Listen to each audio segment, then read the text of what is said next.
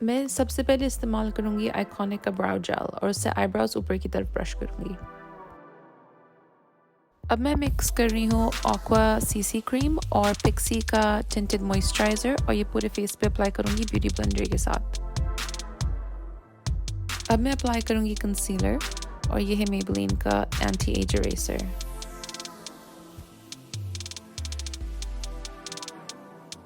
लूँगी एक cream contour kit, ये स्लीक का, और मेरा न्यूड स्टिक्स ब्लश, और मैं अप्लाई करूँगी चीक्स पर दोनों एक साथ और फिर इसको मैं ब्लेंड कर लूँगी एक स्टिपलिंग ब्रश के साथ।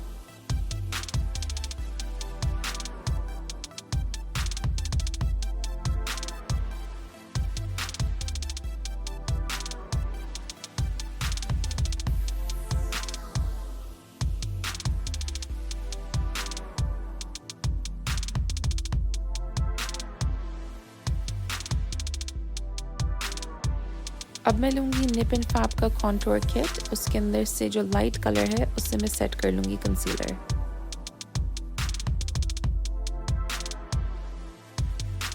Anastasia बेवर्ली हिल्स का प्रो ब्राउ पैलेट है, इसके अंदर से मैं चॉकलेट वाला पाउडर यूज़ करूँगी आईब्रोज को फिल करने के लिए।